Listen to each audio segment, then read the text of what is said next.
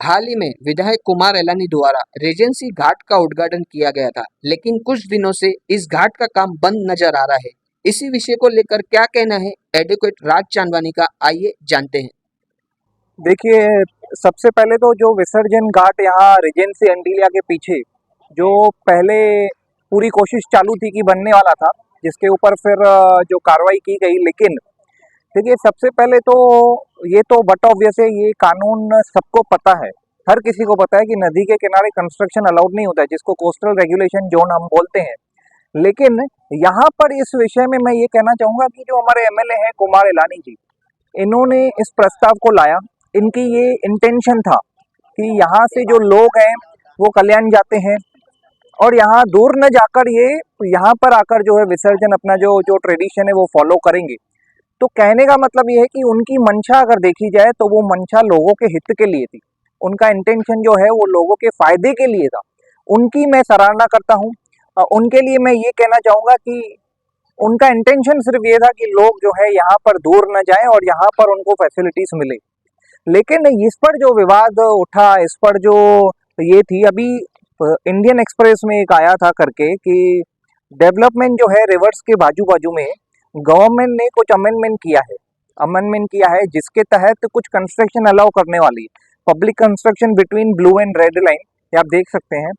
इसमें काफ़ी बहुत सारी चीज़ें हैं जो लिखी गई हैं, लेकिन कहने का मतलब यह है कि इस विषय पर राजनीति नहीं होनी चाहिए। इस विषय पर सिर्फ मकसद देखना चाहिए कि कुमार एलानी जो हमारे एमएलए हैं, उनका क्या इंटेंशन था, उनकी क्या मंशा थी।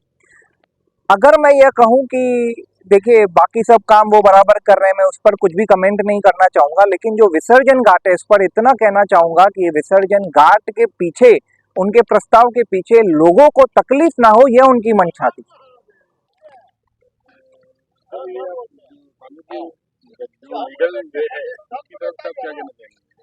देखिए, यह जो कानून है, जो सर्व सामान्य कानून है, जिस सभी को ये पता है कि नदी के किनारे हम कुछ 100 मीटर या 200 मीटर तक नहीं बना सकते हैं, जो कोस्टल रेगुलेशन जोन में आता है।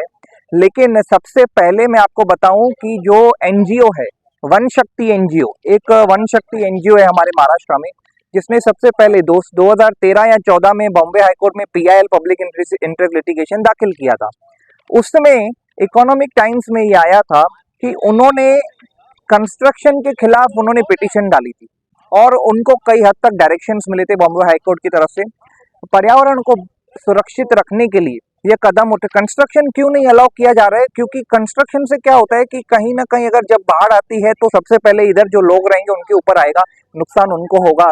तो इन चीज़ों की वजह से इसको प्रोटेक्ट किया गया है, नदी को प्रोटेक्ट किया गया है, पेड़ों को प्रोटेक्ट किया गया है। तो ऐसे पर्यावरण की रक्षा करना जरूरी है। तो ये वन शक्ति जो संस्था है उसको मैं पूरा श्रेय देना चाहूँगा कि इन्होंने काफ़ी सारे डायरेक्शंस कोर्ट से लिए और वन शक्ति एनजीओ ने बहुत अच्छा काम किया।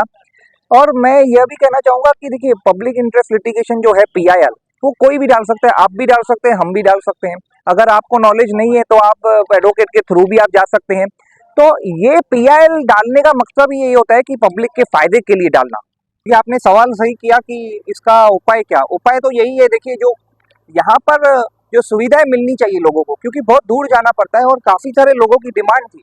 मुझे लगता है कि हम भी एक निवेदन देंगे राइटिंग में और मिलेंगे भी हम कुमार एलानी जी से कि यहाँ पर अगर आप रिवर बैंक पर नहीं कर सकते हैं तो आप कहीं आजू बाजू में ऐसी फैसिलिटीज दें और ऐसा टेम्पररी कंस्ट्रक्शन बनाया जाए जिसके थ्रू ये लोगों को सुविधा मिले और लोग जो है दूर न जाकर वो जो कार्यक्रम करते हैं विसर्जन का हो या वो कर सकें। दूसरी बात यह है कि जैसे कोर्ट्स ने भी काफ़ी गाइडलाइंस दी, अभी जो अमेंडमेंट्स है उसमें भी कुमार एलानी जी को मैं रिक्वेस्ट करूंगा कि गवर्नमेंट से डिस्कशन करें, अप्लाई करें स्टेट गवर्नमेंट से, वहाँ पर क्या प्रपोजल है उनको, क्योंकि अभी अमेंडमेंट्स आई हैं अच्छी। तो क्योंकि ये हाउसिंग कंस्ट्रक्शन नहीं है, इसके लिए मैं ये निवेदन दूंगा और हम लोग राइटिंग में इस चीज़ के लिए हम लोग लेटर भी लिखेंगे और मिलेंगे भी जो हमारे एमएलए कुमार एलानी जी। देखिए ये कोई मुद्दा कोई राजनीति का नहीं है, ये लोगों की सेवाओं के लिए है। दूसरा, मैं दूसरे विषय में वो लोग कुमार एलानी जी काम कर रहे हैं शहर में नहीं कर रहे हैं उस पर मैं कमेंट कुछ नहीं करूँगा। सिर्फ मैं इस मुद्दे पे बात कर रहा हूँ और ना मैं उनका सपोर्टिव हूँ कि उनको सपोर्ट कर रहा हूँ हर एक्टिविटी में, नहीं। जो सच है वो सच रहेगा और इस विषय के बारे में सिर्फ हम लोग बात कर रहे हैं। तो हमारा सिर्फ ये निवेदन रहेगा कि लोगों के लिए फैसिलिटीज होनी चाहिए।